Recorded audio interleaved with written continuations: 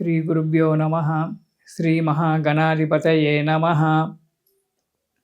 ఈ చైత్రమాసంలో సింహరాశి వారికి, ఈ రాశి వారికి ఈ నెలలో వ్యాపారం మంచి లాభసాటిగా ఉంటుంది. స్వబుద్ధి చేత, సొంత బుద్ధి చేత 10 సార్లు ఆలోచించి కార్యక్రమాలు నెరవేర్చుకుంటారు. వీరికి ఆలోచన జ్ఞానం ఎక్కువది కాబట్టి ప్రతి పని కూడా 10 సార్లు ఆలోచించి ఈ పని చేయాలా వద్దా అని చెప్పి ఆలోచించి దాని యందు నిర్ణయం తీసుకుంటారు. ఇక ఉద్యోగస్తులకు కోరుకున్న చోటికి ప్రమోషన్లతో బదిలీలు కావడం జరుగుతుంది. మంచిగా ఉంటుంది. కానీ వీరికి నరదృష్టి ఎక్కువగా ఉంటుంది. నరదృష్టే కాకుండా శత్రుభయం కూడా ఉంటుంది. అందరి యొక్క ఏడుపు, జెల్సీతనం ఎక్కువగా ఉంటుంది వీరి మీద. 10 మందికి జాగ్రత్తగా ఉండడం మంచిది. అధిక ప్రయాణాలు చేయవలసి వస్తుంది. దానివలన ఆరోగ్యం దెబ్బతింటుంది. ప్రయాణాలు చేసేటువంటి ఒక విషయంలో ప్రమాదాలు జరిగేటువంటి ఒక ఆస్కారం ఉంది.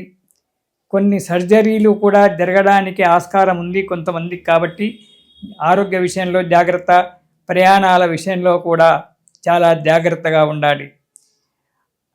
అనవసరమైనటువంటి ఒక కలహాలు, మీరు ఏది మాట్లాడకుండా మౌనంగా ఊరుకున్నా కొన్ని నిందలు మీద పడవచ్చు.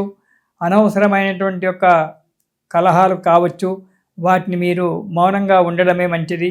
ముఖ్యంగా దాయాదులచే, అంటే పారివారి చేత కలహాలు ఏర్పడము, ఆస్తిపాస్తుల విషయంలో కొద్దిగా ఇబ్బందులు కలగడం అనేటువంటిది ఉండడానికి ఆగ్రహం ఉంది.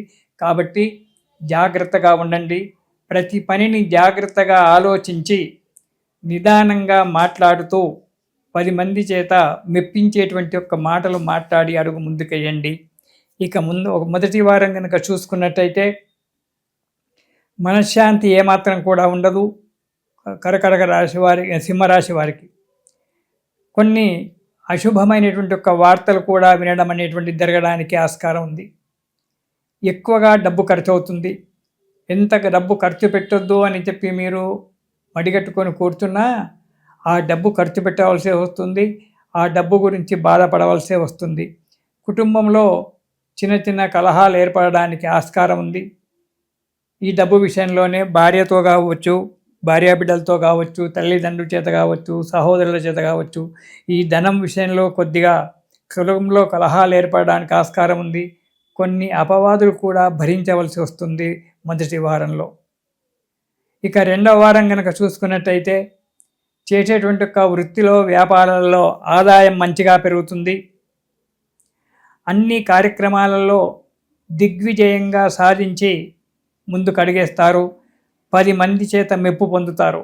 ఉద్యోగస్తులైతే ఆఫీసర్ చేత మంచి మెప్పు పొందడము, మంచి సర్టిఫికెట్లు తీసుకోవడం జరగడం ఉంటుంది. గౌరవం పెరుగుతుంది. 10 మందిలో గౌరవం పెరుగుతుంది. మంచి పనివాడు అనేటువంటి ఒక మంచి వర్కర్ అంటారు ఇంగ్లీష్, మంచి పనివాడుగా పేరు పొందడం అనేటువంటి జరుగుతూ ఉంటుంది రెండవ వారంలో. శత్రువులు కొందరు మీకు మిత్రులై తిరగడానికి ఆస్కారం ఉంది. కానీ జాగ్రత్తగా ఉండండి. ఎందుకంటే కొందరు మేకవన్నె పుల్లలు, పైకి మేకలాగే కనబడతారు కానీ మనస్సులో కుట్ర దాగి ఉంటుంది.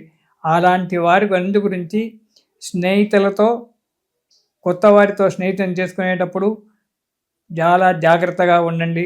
వారితో మీలో ఉన్నటువంటి ఒక రహస్య విషయాలు ఏమీ కూడా స్నేహితులతో చర్చించకండి.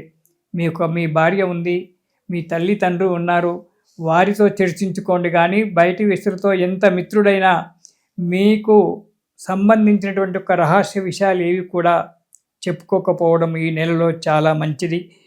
శత్రువుల వల్ల కొన్ని ఇబ్బందులు రావడానికి ఆస్కారం ఉంది రెండవ వారంలో. ఇక మూడవ వారం కనుక మనం చూసుకున్నట్టయితే ఆరోగ్యం బాగా కుదుటపడుతుంది.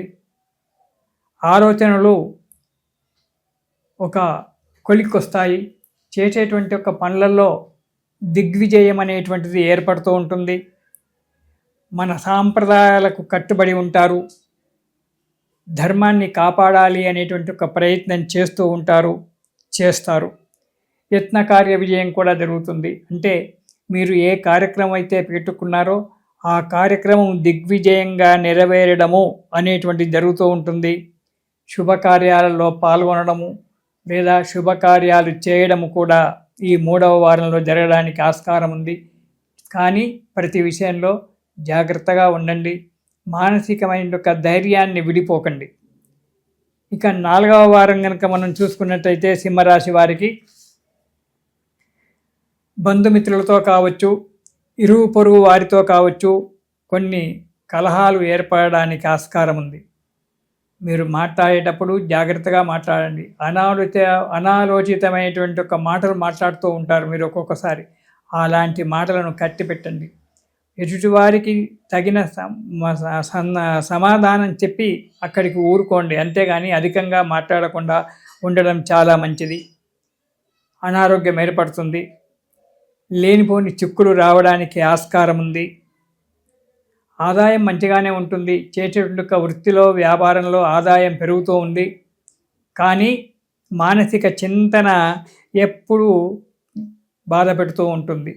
ఆదాయం మంచిగానే ఉంటుంది, సంతృప్తికరంగానే ఉంటుంది. చేసే పనిలో ఏవో చిన్న చిన్న ఆటంకాలు తప్ప కార్యక్రమాలు నెరవేరుతూ ఉంటాయి. కానీ మానసికమైనటువంటి ఒక చింతన ఎప్పుడు మిమ్మల్ని బాధ పెడుతూ ఉంటుంది. కాబట్టి ఆ చింతనలన్నీ పోవాలి అంటే, మనశ్శాంతి దొరకాలి అంటే, చేసే కార్యక్రమాలు నిర్విఘ్నంగా కొనసాగాలి అంటే మీరు ప్రతిరోజు శని స్తోత్రం పారాయణం చేయండి. ఆ శని భగవానుణ్ణి ప్రతిరోజు కూడా పారాయణం చేసి అతని యొక్క స్తోత్రాన్ని పారాయణం చేసినట్టయితే ఆ శని పెట్టేటువంటి యొక్క బాధలు తప్పిపోయి మీకు ఆరోగ్యంగా, అన్యోన్యంగా, అన్ని విధాలుగా మీకు మంచిగా ఉంటుంది. సంతోషంగా ఉంటారు. ఇది శుభం.